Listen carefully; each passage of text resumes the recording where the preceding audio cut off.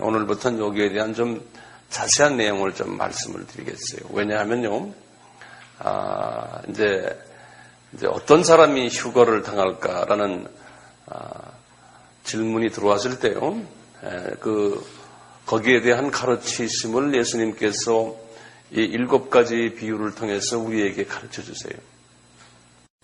그런데 7가지 이 비유를 우리가 성서를 공부할 때나 또는 설교 말씀을 들을 때나 이 휴거와 관계없이 우리 많이 들어왔었어요. 그런데 여기서는 분명히 7가지 비유가 휴거와 관계되는 주님의 말씀이거든요. 우리 마태복음 24장에 이제 그 설교가 무슨 설교였던가요? 감람산 설교 기억나시죠? 감람산 설교를 통해서 예수님의 그 휴거 전에, 예수님의 그 재림 전에, 같은 이야기지만요, 재림 전에 일어날 모든 상황들을 설명했지 않습니까?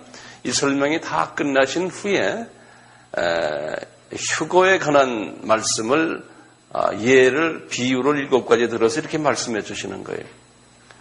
그러니까 이 7가지 비유는, 이 재림의 이 사건들, 이 사인들, 이런 사인들이 어느 정도 다 일어난 다음에, 이제 휴거를 당하는 이야기와 연결되어 있어요. 그래서 우리가요, 이것부터 우리가 여기의 내용을 자세히 하나하나 우리가 이제 잘 봐야 돼요. 잘 봐야 되고, 정말 우리가 준비를 단단히 해야겠는데, 이제 보시면 별로 인기 있는 이야기가 아니에요. 오늘날. 왜냐하면 예수님도 그렇게 또 말씀하셨어요. 그래서 아주 소수의 분들이 여기에 대해서 관심이 있을 때고 반응을 하게 돼 있거든요. 그래서 우리 첫째요. 이 첫째 비유를 한번 봐요. 그래서 제가 첫째 이렇게 놓고 넘버 1. 첫째 비유가 노아의 때와 같다 그랬어요. 24장 37절에서 39절이에요. 그래서 제목을요, 첫째 비유가 우리 예수님 말씀하시기를 노아의 때의 비유예요. 노아의 때의 비유예요. 이제 마태복음 24장 37절에서 39절이에요. 이 노아의 때예요. 그러면 우리가 한번 읽어봅시다. 읽어보고 그 다음에 이제 이거 하나하나 좀 분석을 좀 같이 했으면 좋겠어요. 37절부터 우리 같이 읽읍시다. 노아의 때와 같이 인자의 임함도 그러하리라. 홍수전에 노아가 방주에 들어가던 날까지 사람들이 먹고 마시고 장가들고 시집가고 있으면서 홍수가 나서 저희를 다 멸하기까지 깨닫지 못하였으니 인자의 임함도 이와 같으리라. 요 말씀이에요. 요 말씀 우리 다 들은 말씀이지만요. 요 말씀을 우리가 한마디로 말하면 뭘까요? 이제 큰 일본에 자그마한 일본을 우리가 한번 만들어 봅시다. 지금 크리스찬들이에요. 이 크리스찬들이 예수님의 재림에 대해서 이야기는 듣겠죠. 그렇지만 반응이 시큰둥하다는 거예요. 그러니까 적극적인 반응이 아니고 적극적을 반대말로 뭐라고 그래요? 소극적. 소극적 반응을 보여주는 거예요. 예수님의 재림에 대한 재림이 언제 있다, 이제 곧 있다, 이제 이런 때에 올 것이다. 이럴 때 사람들이 반응이 아주 소극적이라는 거예요. 그러니까 여기에 반응을 보여주는 사람은 어떤 사람일까요? 대개 보면 반응이 적극적 반응을 보여주는 사람은 이 사람은 소수고요. 소수만 적극적 반응을 보여주는데 이분들이 사람들에게 인기가 있겠어요, 없겠어요? 인기가 없어요. 인기가 없어요. 인기가 없는 자들이에요. 왜냐하면 대다수가 거기에 대해서 소극적인 반응을 하고 관심을 두지를 않아요. 뿐만 아니라 이분들이 배척당하는 자들이 돼요. 이 노아의 때를 우리가 볼 때. 그렇기 때문에 우리가 이런 말을 함부로 할 수가 없어요. 예수님의 재림이 가깝습니다 하면 그래요. 그런 소리 내 많이 들었습니다. 그리고는 별로 반응이 없는데 10사람이면 1명 정도가 관심을 둘 거예요. 그러니까 여러분들이 나가서도 똑같아요.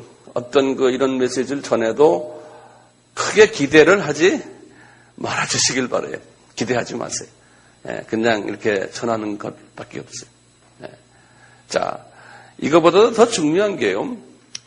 노아의 때와 같다 그랬지 않습니까? 그러면 우리가 뭐를 봐야 되냐면 정확하게 노아의 때가 과연 어떤 때였느냐, 그걸 우리가 한번 볼 필요 있잖아요. 그렇죠? 예.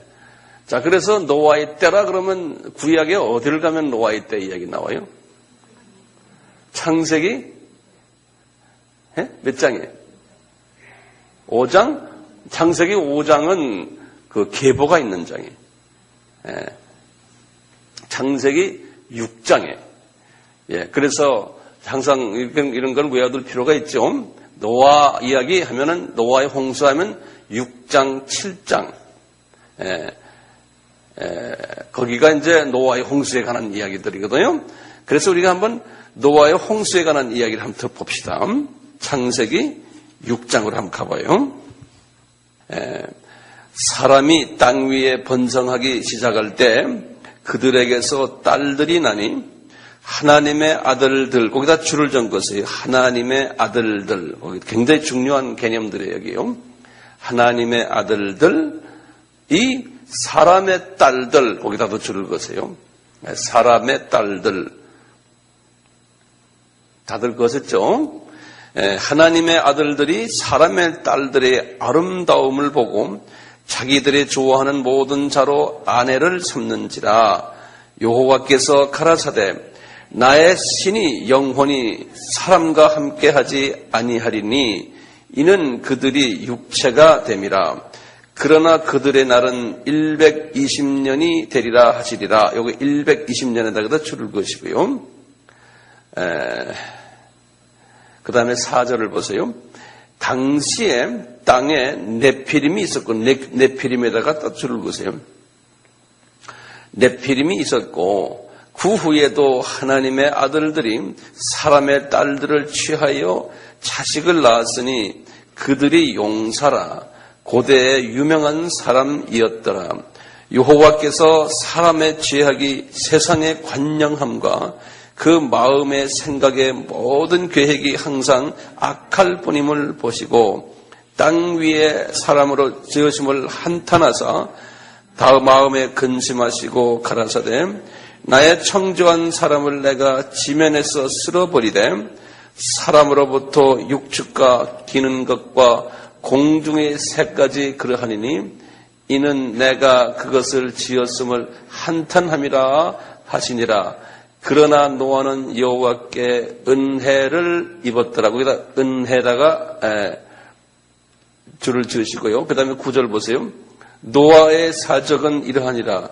노아는 의인이요 당시에 완전한 자라. 그가 하나님과 동행하였으며, 거기다 하나님과 동행, 거기다 이제 줄을 그으세요. 자,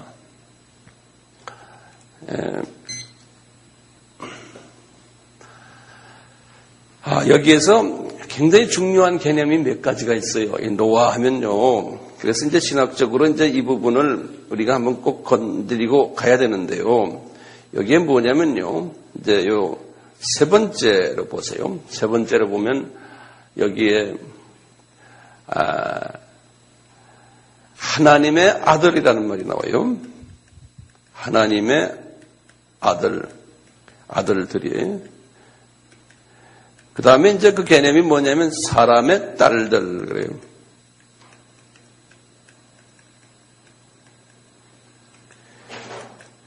요 하나님의 아들들과 사람의 딸들이 결혼을 해가지고 아이들을 낳았는데요. 아이들을 낳았는데 그 아이들이 하나님이 원하는 아이들이에요? 아니죠. 그래서 그것 때문에 하나님의 신이 3절에 보면 영원히 그들을 떠났다 그랬어요. 그렇게 써있죠. 그리고 이제 그들의 이름을 이제 4절에 네피림 그랬어요. 네피림. 그래서 이제 네피림이라는 이름은 이거는 용사다, 용감한 사람들이다. 그러니까 덩치가 큰 사람들 이야기를 해요. 이제 이렇게 이제 여기에 중요한 개념들이 지금 여기 나오는데요. 이 노아 때요. 노아 때 사람들이 꽤 많았는데 이 특수한 이런 사람들이 거기에 많았다는 거예요. 노아 때요. 그리고는 여기 쭉 계속해 나와 보면은 죄악이 이 땅에 관영했다고 그랬죠. 그러니까 이때 죄악이 6절에 5절에요. 여호와 사람의 죄악이 관영했다고 그랬죠. 그러니까 영적으로 상당히 혼탁했던 시대가 그 시대, 노아의 시대예요. 우리 알다시피 노아가 아담 타락해서부터 몇 년입니까? 한번 또 줄을 한번 이렇게 그어보시면요. 아담 타락이에요. 아담 타락해서부터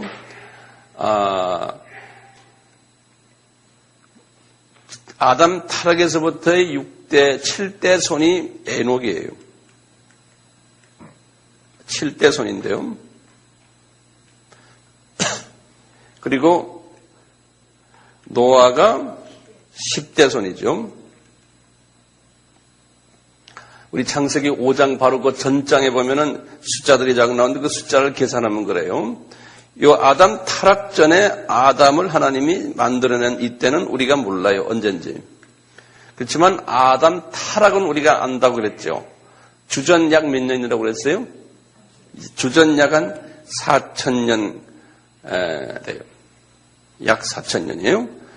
그럼 아담 타락에서부터 에녹이 언제 태어났냐면 아담 타락에서 622년 후에 태어났어요. 아담 타락에서부터. 그리고 이제 노아가 1056년이에요. 1056. 이렇게 태어났거든요. 그러니까 아담이 타락에서부터 노아 시대까지 약 한 1000년 동안에요. 인간들이 계속해서 타락한 거예요. 인간들이. 그러다가 이제 노아가 몇 세 때 홍수가 일어났어요? 600세 때죠. 노아가 이제 600세 되는 해 1656년이죠. 홍수가요. 아담 타락에서부터 1656년 다시 말하면 아담 타락에서부터 약 한 1600년 후에 이런 사건이 일어났어요. 자, 홍수가 일어났는데 홍수가요. 자, 특히 이 홍수 일어나기 전에 물의 심판이 일어나기 전에 누가 들림 받았어요. 요 에녹 이분이 들림 받았죠. 그렇죠? 그러니까 우리가 이제 에녹이 누구냐면 앞으로 장차 우리가 들림 받을 분의 표상이에요. 에녹이. 그래서 그것도 좀 적어 놓으세요. 이분은 앞으로 들림 받을 하나님의 사람들을 어떤 사람들일까 볼 때 에녹 같은 사람이면 틀림없어요. 그래서 하나님이 물의 심판 전에 에녹을 들림받게 했어요. 그러니까 에녹은 홍수를 경험하지 않았어요. 그러니까 에녹이 홍수를 경험하지 않고 들림받았으니까 우리가 환난 전 들림으로 보는 것이 합당해요. 예, 환난 전 이제 들림으로요. 에녹을 받아요. 그 나중에 이제 또 이제 한참 가서요. 엘리야는 한참 후에 엘리야는 주전 여기 지금 노아는 주전 언제냐면 주전 3000이거든요. 주전이요. BC. 홍수가 주전 2500이고요. 그런데 주전 850대 한 분이 또 들림받은 사람 하나 있어요. 구약에. 주전 얼마라고 그랬어요? 850이라고 그랬어요. 주전 850에 그 유명한 한 분이 엘리야. 예. 엘리야라는 그 어른이 또 들림받은 사람 하나 있어요. 들림받았다는 건 아시죠? 그냥 산채로 그냥 올라간 거예요. 예. 그래서 구약에는 이 두 분이 들림받은 사람의 표상들이에요. 근데 시간적으로 이제 그렇게 우선 알아주시고요. 자, 그러면 이 중요한 개념이요. 도대체 이 하나님의 사람, 여기 보면 우리 하나님의 아들이라고 그랬죠. 하나님의 아들, 그리고 사람, 이렇게 저처럼 쓰세요. 사람의 딸. 요분들이 도대체 누군가? 여기에 대한 학설이요. 신학적으로 세 학설이 있어요. 굉장히 중요한 학설이 있으니까요. 이 세 학설을 제가 간단하게 설명을 해드릴게요. 이걸 아셔야지만 우리가 이것을 풀어나갈 수가 있어요. 첫째 학설이요. 첫째 학설이 뭐냐면 하나님의 아들들이 어떤 분이냐면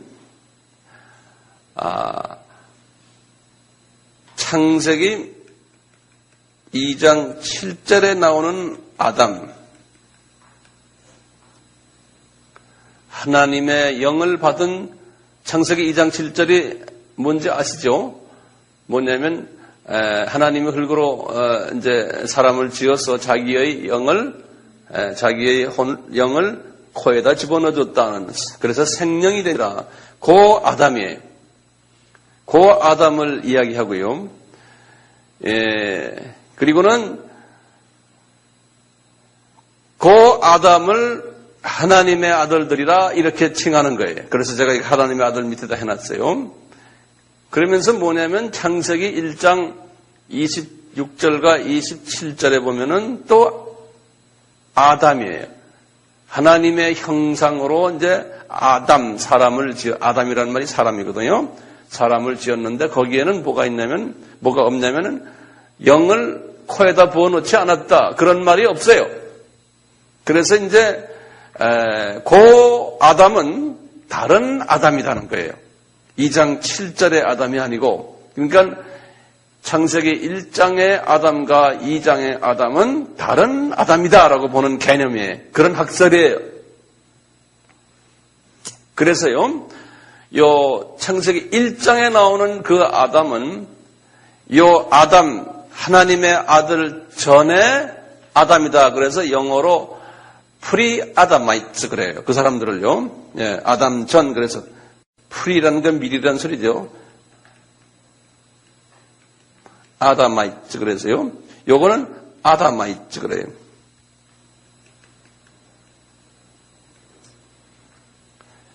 아담 전 사람들. 그래서 이 사람들은 영이 없는, 그러니까 하나님의 영이 없는 자들이라고 보는 거예요.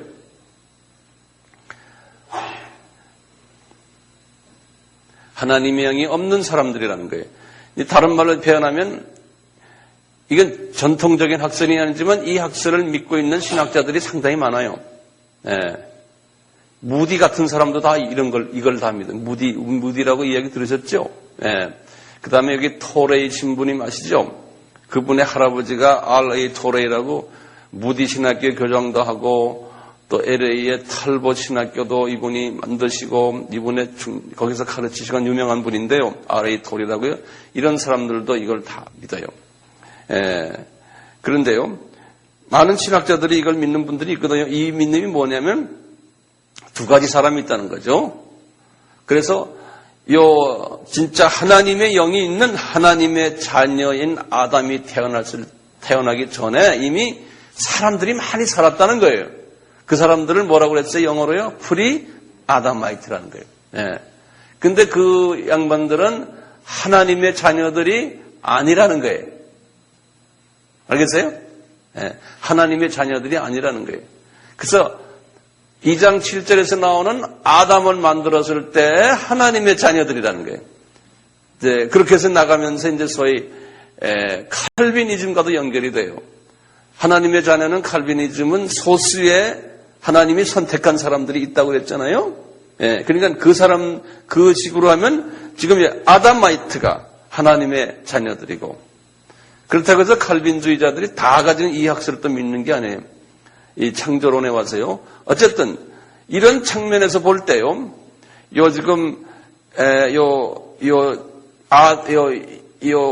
지금 창세기 6장에 나오는 하나님의 아들들이 누구냐? 하나님의 아들들은 아담의 후손들이다. 다시 말하면 하나님의 영생을 가진 자녀들이 누구하고 결혼했다고요? 사람의 딸들이란 거는 프리 아담 전 사람들의 딸들과 다시 말하면 영생이 없는 그 딸들과 결혼을 했다는 거예요. 이해되세요? 예. 그래서 이제 이 사이에 많이 사람들이 나왔다는 거예요. 요당집만 아니고 이미 이제 1000년 동안 아담 타락에서부터 노아까지가 1000년이라고 그랬지 않습니까? 그동안에 그렇게 해서 많이 사람들이 피를 섞었다는 거예요. 그러니까 순수 하나님의 자녀가 많지 않았다는 거예요. 이렇게 보는 거예요. 그러니까 이때에 노아 때에 영계가 어떻겠어요? 영계가 아주 흐려져 있다는 거예요. 만약에 이 학설이 그대로 적용이 된다면은 이제 여기까지 이제 앞으로 좀 몇 가지 문제들이 있어요. 문제 있기 전에 제가 이제 설명해 주면요. 이제 우리가 이렇게 전에 아담이 이제 자기 아들 둘 낳았는데 가인과 아벨. 근데 가인이 살아있고 아벨이 죽었어요. 근데 가인이 결혼했다고 그랬죠, 또. 그러면 그 자녀가 어디서 사람이 없잖아요. 그럴 때 이제 이 학설을 믿는 사람들은 어떻게 해요? 가인이 누구하고 결혼했다는 거예요? 프리 아담마이트들하고 결혼했다는 거예요. 그러니까 하나님이 기뻐하지 않으셔서 진짜 하나님의 자녀인 아담의 자녀를 또 하나 넣은 것이 누구예요? 셋이. 그래서 이제 셋이 돼가지고 셋부터 쭉 나와서 누구까지? 지금 노아까지, 아담의 10대선까지 나오는 그 이야기가 창세기 5장의 족보 이야기라고 이렇게 보는 거예요.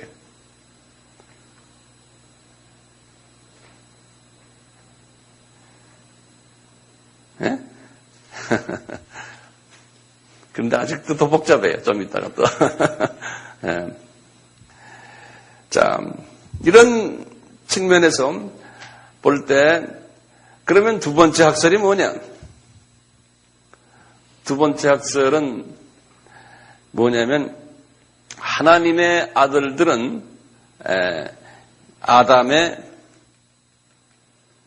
후손들이고, 그 다음에 사람의 딸들은 가인의 후손들이다. 이렇게 보는 학설이 또 있어요. 가인의 후손들. 이미 가인은 뭐예요? 이제 이 사람들은 지금 이 학설은 지금 앞에 프리 아담마이트 이야기하고는 또 다른 이야기예요. 이렇게 보는 학설이 또 있어요. 그러니까 이것은 우리가 나중에 하늘나라에 가서 주님한테 다 여쭤봐야 될 해결 못할 이슈 중에 하나예요. 네. 그러니까 나도 이것이 뭐다라고 여러분들에게 말할 수가 없어요. 세 번째 학설은 뭐냐면요.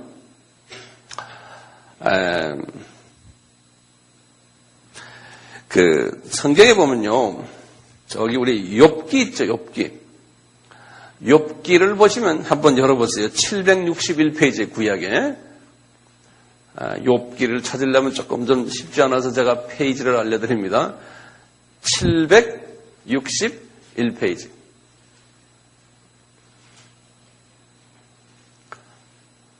거기 보시면 이제 욥이 말이죠. 이제 거기 6절 보시면 1장 6절에 다들 여섯에 직접 다 여섯을 보셔야 됩니다. 그래야지 저희 참고가 돼요. 6절에 하루는 하나님의 아들들이 와서 여호와 앞에 섰고 사단도 그들 가운데 왔는지라. 이렇게 쭉 나오거든요. 여기에 이제 앞뒤를 쭉 보면 하나님의 아들들이 누구냐면요. 누구겠어요?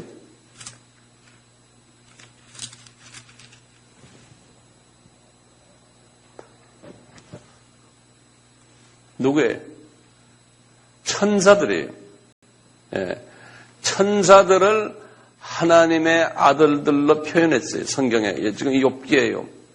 욥기 38장 7절에도 똑같이 그렇게 표현했거든요. 만약에 이 말씀 그대로 이야기하면요. 천사가요. 이 하나님의 아들들은 천사들이다. 이렇게 보시면 돼요. 여기 이제 세 번째 학설은요. 욥기 뭐라고 그랬어요? 욥기 1장 6절이 이렇게. 사람의 딸들은 누구냐? 일반 사람들, 하나님의 자녀들이에요. 그냥 일반 하나님의 자녀들, 일반 하나님의 자녀들, 여자들이에요. 자녀들이. 그러니까 일반 하나님의 자녀들이 또는 하나님이 자녀가 아닌 사람들도 있겠죠. 일반 여자들이 천사하고 결혼했다는 거예요. 이 학설에 의하면, 여기에 의하면. 그러니까 천사가 사람 모습으로 올 수가 있잖아요. 자기의 그 차원을 줄여서 사람으로 될 수가 있거든요. 예. 그래서 천사와 결혼을 했다 이렇게 보는 학설이에요. 그러니까 사람과 천사와 연합을 해서 그 사이에 사람들이 많이 나왔다는 거예요. 이 노아 때에 그런 일들이 있었다 이거예요. 예를 들어서 보세요. 첫 번째라고 가정했을 때 문제가 또 야기가 돼요. 예를 들면은 어쨌든 그래서 이제 홍수가 났어요. 홍수가 나서 노아의 세 아들과 며느리들 셋과 노아와 노아의 처만 8명만 살아나고 나머지는 다 죽었잖아요. 그렇잖아요. 다 죽었으니 뭐 이런 네피림이 뭐고 지금 다 죽었어요. 다 죽었으니 이제 고 노아의 그 8명 후손이 우리 아닙니까? 그렇죠? 그럼 우리는 다 뭐 이 첫 번째, 두 번째, 세 번째 이 학설 다 필요 없잖아요. 안 그래요? 그런데 이제 칼빈주의에 의하면은 말이죠. 하나님의 자녀는 아주 소수다. 이렇게 지금 이야기하고 있잖아요. 나머지는 하나님의 자녀가 아니다, 처음부터. 자, 이런 이 사상을 어디에서 찾아야 되냐 이거예요. 예? 하나님은 사랑이신데. 자, 그러다 보면 첫 번째 학설 가지고 우리가 조금 더 발전을 시키면 이렇게 시킬 수 있을 것 같아요. 노아의 세 아들들은 하나님의 자녀들이에요. 노아도 그렇고 노아의 처도 그렇고. 그런데 며느리들 중에 하나나 둘이 피를 가지고 있었을 수도 있잖아요. 그렇잖아요? 그래서 그 숫자가 나중에 이렇게 늘어났을 수도 있죠. 예컨대 이해되세요? 네. 이것도 다 우리의 상상이에요. 여기에 대해서 성경이 우리에게 자세하게 알려주질 않았어요. 그냥 참고로만 알고 계세요. 나도 모르겠어요. 이 부분은요. 자, 지금 여기에서 볼 때요. 이 노아의 때와 같다 할 때, 이 노아의 때가 그러면 어때요? 이 영적 상태로 볼 때 어때요? 지금 이 세 가지를 다 볼 때. 영적 상태가 혼돈이 되어 있고 타락되어 영적으로도 타락되어 있는 거예요. 다시 말하면 영적으로도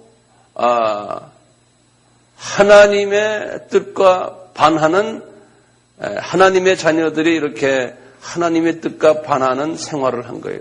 영적 간음이라 그러는 거예요. 그러면 영적 간음이라는 거를 이 나라 지금 오늘날 우리가 그걸 뭐라고 그래요? 영적 간음? 네? 우상 숭배하는 거예요. 예. 그러니까 하나님의 자녀들이 하나님도 믿으며 또 하나님 외에 우상들을 섬기는 거예요.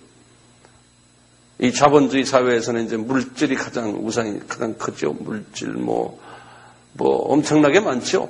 예, 우상 이야기 다 하면요. 그러니까 우상을 섬기는 그러한 세대였다라고 우리가 볼 수 있어요. 그러니까 하나님께서 지금 다시 말해 예수님이 그래요. 노아의 때와 같다 하면은 이제 주님이 이제 재림에 내려오는 그 때가 꼭 노아의 때와 같다 하면은 한마디로 지금 뭐라고 말할까요, 그럼요? 첫째, 사람들이 말을 잘 안 듣는다. 왜 안 듣겠어요? 사람들이 다 이 세상에 우상을 섬기고 있기 때문에 교회도 그렇고 하나님의 자녀들이 그러니까 이 세상이 더 좋은 거예요. 그러니까 하나님이 예수님께서 재림에 오신다고 해도 별로 관심이 없는 게 이 세상이 너무 좋으니까. 근데 그렇게 노아의 때와 같다는 거예요. 노아의 때도 그래서 사람들이 그 반응을 소극적으로 했듯이 말이죠. 첫째 이 비유는 이런 비유예요. 그러니까 사람들이 잘 말 듣지 않을 거다. 그리고 기다리지도 않을 거다. 특히 예수님의 재림이 가깝다는 말을 하면 기분 나빠할 거다. 그리고는 하나님의 자녀들인 교회는 어떨까? 영적으로 많이 타락돼 있을 거다. 어떻게 타락됐냐? 우상을 섬길 것이다. 이렇게 보는 거예요. 자, 그렇게 이제 해놓고요.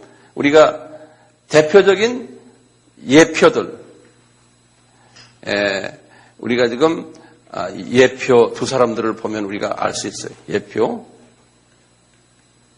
휴거의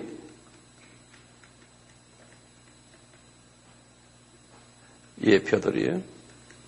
첫째, 누구였죠? 에녹이었죠. 에녹이었죠. 우리가 에녹을 보면 알거든요. 에녹은 365세 때, 1년이 365일이죠. 이 당시에 사람들이 약 한 1000년씩 살았는데요. 이분만 딱 1년, 우리식으로 말하면 365세. 그때 이제 가셨는데, 그 바로 5장을 보세요. 5장.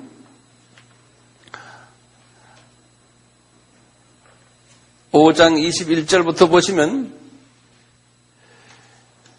에녹이 하나님과 21절에 에녹은 65세에 무두셀라를 낳고 무두셀라를 낳은 후 300년을 하나님과 동행하며 자녀를 낳았으며 그가 365세를 향수하였더라. 365세라고 거기 써있죠. 거기다 줄을 그으시고요. 그 다음에 에녹이 하나님과 동행하였더니 하나님이 그를 데려가심으로 세상에 있지 아니하더라. 여기 보면 에녹이 하나님과 동행했다 그랬어요. 거기에 줄을 좀 그어주세요. 굉장히 중요한 개념이죠. 에녹이 하나님과 동행했다.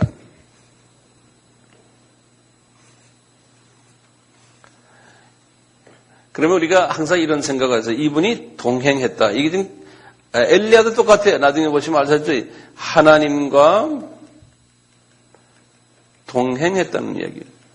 아까 노아도 동행했다는 말 나왔죠. 거기 보세요. 거기 6장 몇 절이에요?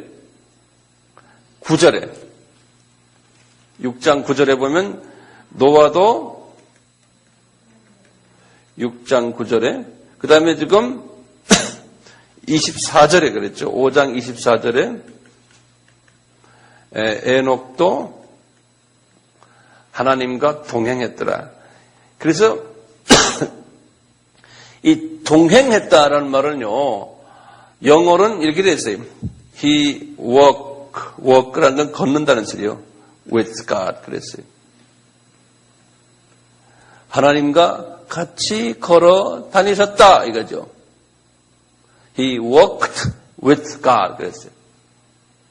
그래서 이제 같이 동행, 같이 걷는다, 걸으셨다. 이제 요거 이분이 하신 대로만 하면 될 것 같아요, 우리가. 휴거 받으려면.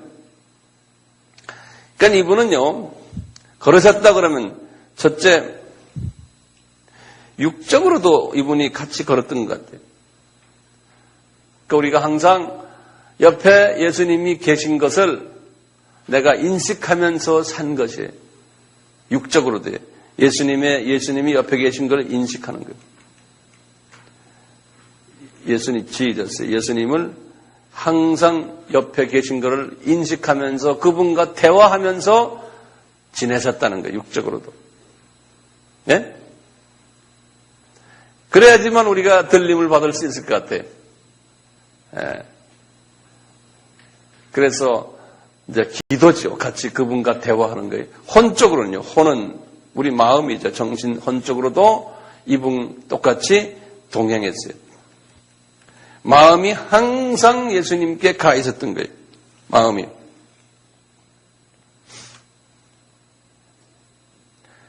그러니까 육적으로 동행했다는 것은 여러분들도 예수님과 육적으로 좀 동행하시니까 여기 와 앉아 계시잖아요.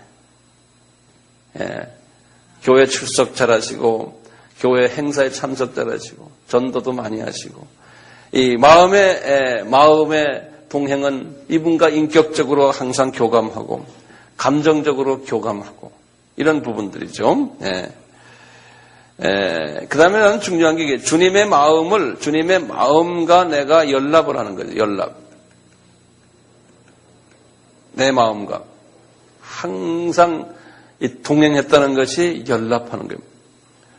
그래서 항상 우리 주님이 무엇을 좋아하시는지를 항상 생각하고 또 좋아하시는 걸 해드리고 싶고 무엇을 기대하시는지 무엇을 싫어하시는지 그러면서 주님을 행복하게 기쁘게 해드리려고 노력하는 이것이 아마 동행했다라고 저는 생각해요.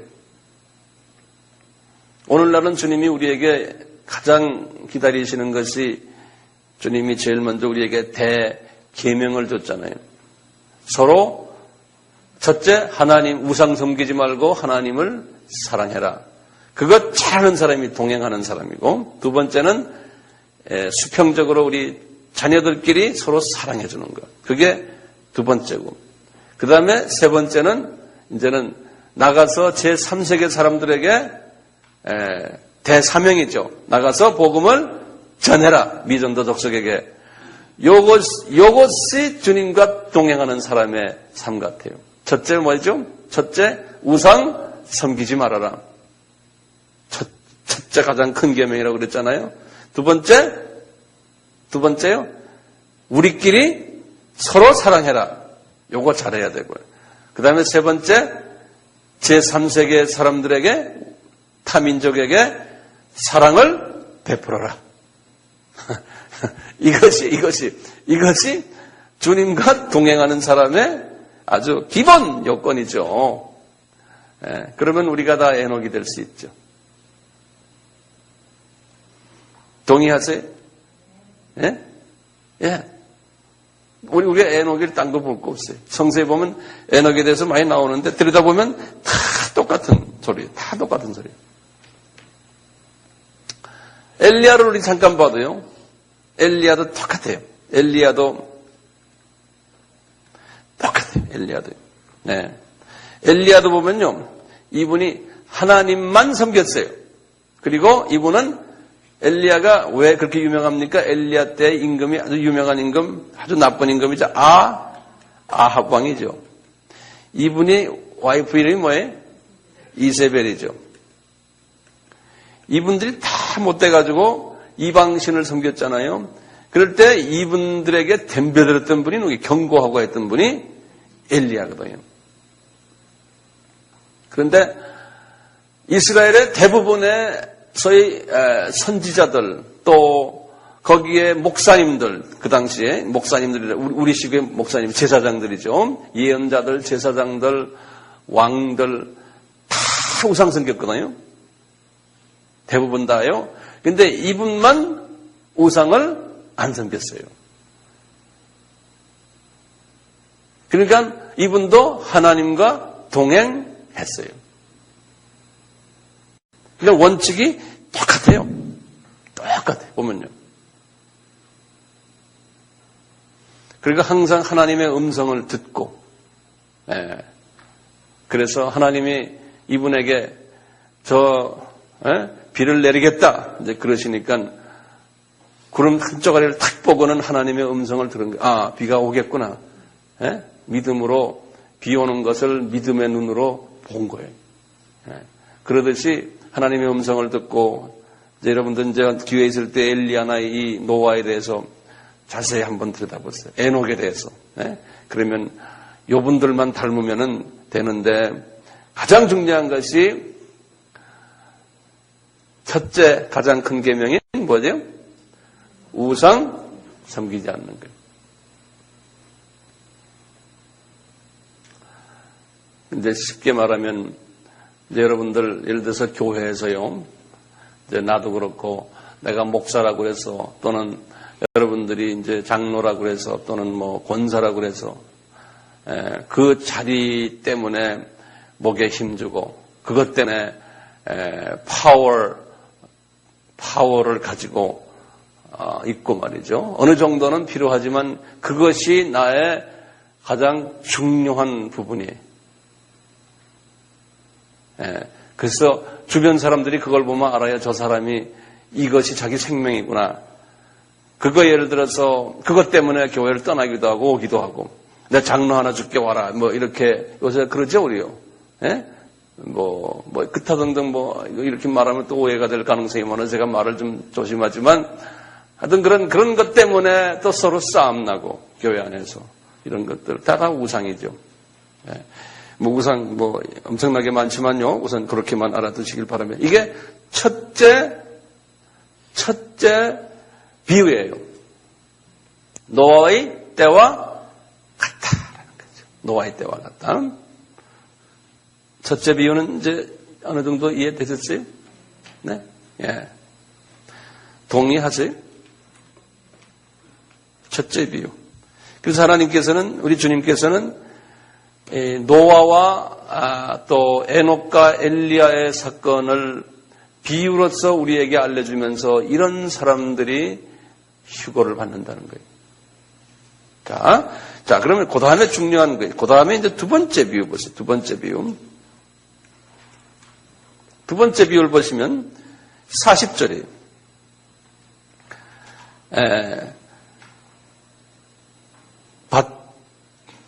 이거 보세요. 그때 두 사람이 밭에 있으며 하나는 데려감을 당하고 하나는 버려둠을 당할 것이다. 두 사람이 밭에, 그래서 밭에서 일하는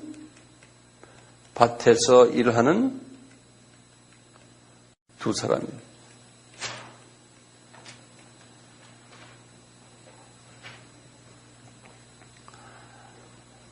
요 밭에서 일한 두 사람은 누구를 상징할까요? 우리 주님이? 여러분들은 다 농부들이죠. 그렇죠? 농부는 누굽니까? 우리가 복음 농사한다 그러죠. 우리 다 이거 지금 크리스천 가지고 주님이 말씀하시는 거예요. 크리스천들 가지고요. 우리 크리스천들은 다 농부들이에요. 여기 마태복음 22장에도 이제 그런 비유를 나오거든요. 우리 다 농부들이에요. 무슨 일을 하는 거예요? 복음의 씨를 뿌려서 거기다가 비려주고 물 주고 자라게 해서 그 다음에 뭐 합니까? 또 한번 거기다 좀 적어보실래요? 좀 씨 뿌리고 그 다음에 비려주고 그 다음에 물 주고 그 다음에 자라게 하고 그 다음에 뭐예요? 그 다음에 전지 가지 치는 거예요. 이거 있죠? 예. 전지 작업하고 그리고는 이제 열매 맺고 그 다음에 추수하고 추수만 해요? 그 다음에 뭐예요?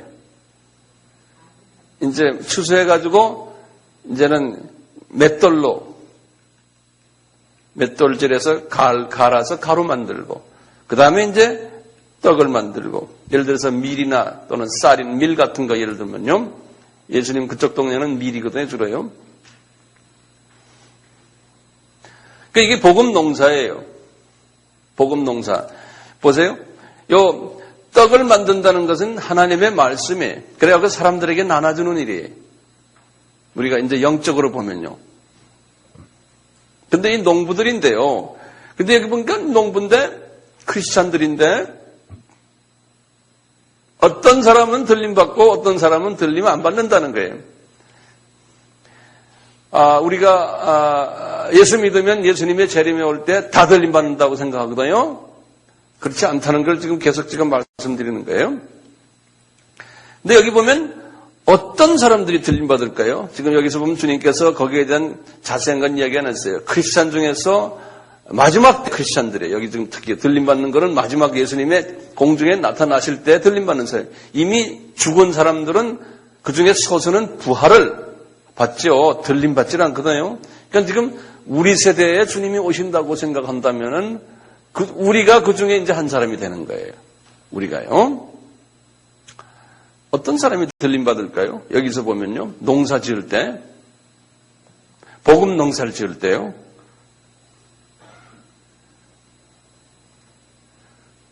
잘 모르겠죠? 근데 나중에 보시면 아시지만요. 나중에 이제 열 처녀의 비유를 보시면 아는데요. 우리가 공중에 올라갈 때요. 뭐 하러 올라가요? 신랑 만나러 올라가죠. 그렇죠? 신랑. 그렇죠? 예. 굉장히 중요한 개념이에요. 신랑 만나러 올라가는 거예요. 그러니까 우리 예수 믿는 사람은 다가 신부 후보생들이에요. 아직 주님과 결혼 안 했어요. 예. 이제 신부 후보생들인데 이제 결혼식은 저 위에서 하는 거예요. 공중에 이제 올라가서요. 결혼식 하는데 우리 주님이 우리 마태복음 22장에서도 우리가 봤잖아요. 일부 사람들만 올라와라. 나머지는 너희들 예복을 안 입었다. 그래서 택함 받은 사람은 많지만 청함을 받은 사람은 많지만 택함 받은 사람은 적다. 기억나세요? 마태복음 22장 14절 말씀이에요. 예. 그러듯이 이 신부가 되려면은 예수님의 신부가 되려면은 부인이 되려면은 어떻게 해야 돼요? 예수님이 어떤 사람을 골라내요? 예? 우선 첫째요. 영적 간음을 하면 안 돼. 여기 뭡니까? 우상 섬기면 안 돼요. 바울은 이 신약의 시대에 가장 우상 중에 큰 우상을 뭐라고 생각하냐면 탐심이라 그랬어요. 탐심의 우상이라는 말이 있거든요. 영어로는 greedy, 그래서 greedy라는 말인데, greedy라는 건 G-R-E-E-D-Y. 이걸 한국말로 탐심이라고 그랬어요. 다시 말, 욕심이라네. 내가 이만큼 있는데 더 달라고 그러네. 그러니까 어느 정도 갖고 있으면 나머지는 남과 나눠야 되는데 나누지 않고 계속해서 자기 걸 쌓는 사람들, 그 사람들을 보고 우상 섬긴다 그랬어요. 예. 나눠주지 않고. 그래서 어떤 사람은 저 사람이 예수 잘 믿는데 상당한 부자다. 그러면은 탐심이 있다고 보시면 돼. 부자인데 남한테 나눠주지 않고 자기만 계속 가지고 있는 사람. 그런 사람은 내가 볼 때 들림 못 받아요. 벌써 우상 섬기고 물질의 우상 섬기기 때문에. 동의하시면 아멘 해봅시다. 예. 그러니까 돈이 많은 것도 그게 본인은 자랑거리 되지만 쓰지 않으면서 돈 많이 갖고 있는 사람은 절대로 어느 정도는 필요하지만 누가 봐도 너무 많이 가지고 있다. 그런데 안 쓴다. 왜 안 쓸까요? 이 돈이 우상이기 때문에 안 쓰는 거예요. 이거 없으면 떨리니까. 자기가 이 주체를 못하는 거예요. 돈 없어지면은 이거 어디 기대지를 못하는 거예요. 예. 그것이 자기를 딱 붙잡고 있는 안전띠인데. 예. 어쨌든요. 또 이 신부가요. 딴 우상들과 다시 말하면 그 영적 간음이라고 그랬잖아요. 딴 분들과 예수님보다는 딴 분들의 관심이 많아서 다녔던 분들은 못 올라간다는 거예요. 예? 그리고는 예수님의 자녀들을 많이 낳아준 분들이에요. 예. 그러니까 복음의 씨를 많이 뿌리고, 복음의 씨를 뿌린다는 것은 전도한다는 소리예요. 전도. 복음의 씨는요.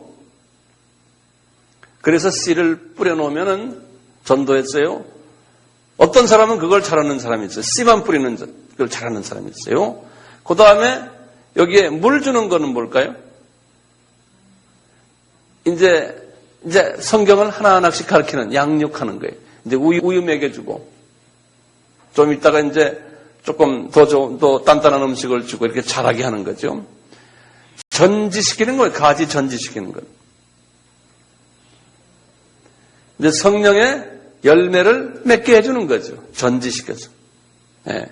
더 잘 자라도록 회개시키시고, 회개케 하고. 그러니까 그리스도를 닮아가도록 하는, 성화하는, 예? 이러한 부분이 전지 가지치는 것 같아요. 그래가지고 좋은 열매를 맺게 해서 이런 일들을 도와주는 분들이에요. 한 사람이 처음부터 끝까지는 못하지만 어느 부분에서 이 일들을 해주는 사람이에요.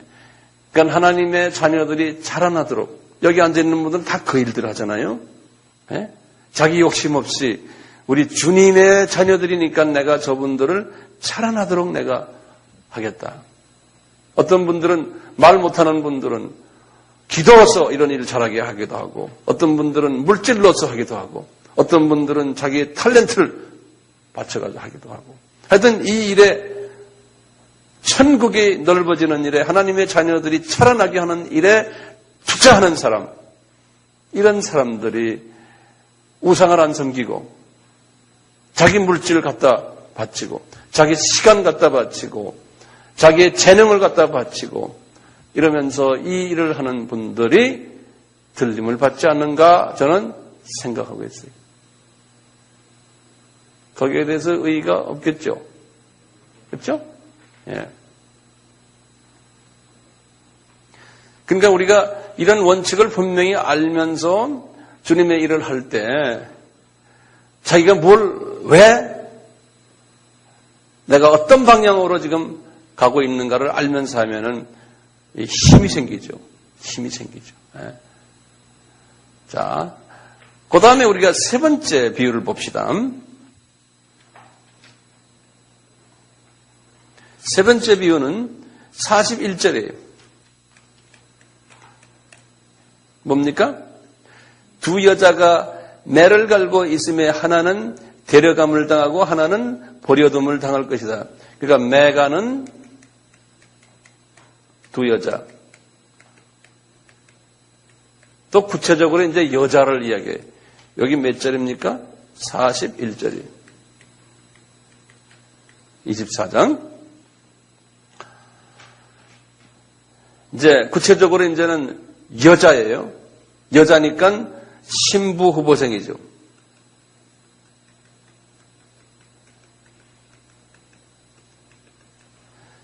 매를 간다고 그랬어요. 매를요. 매 가는 것은 매 가는 것. 매를 간다는 것은 예를 들어서 밀이면요. 밀을 지금 가루 만드는 일이에요. 가루 만드는 거예요.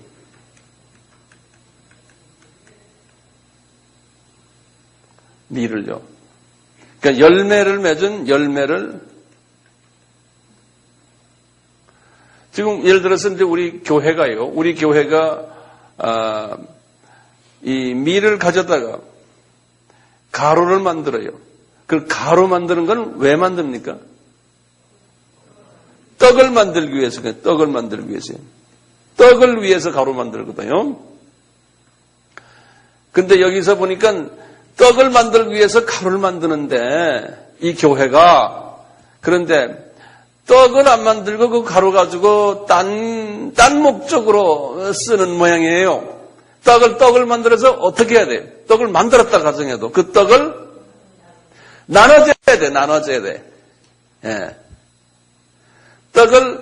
이 떡이 뭡니까? 하나님의 말씀이죠. 네? 예, 복음의 말씀이죠. 이 복음의 말씀을 나눠줘야 되는데 이거를 나눠주질 않는 모양이에요. 그러니까 이 나눠주는 사람과 안 나눠주는 사람이 갈라진다는 거예요. 네. 이 사람이 갈라진다는 거예요.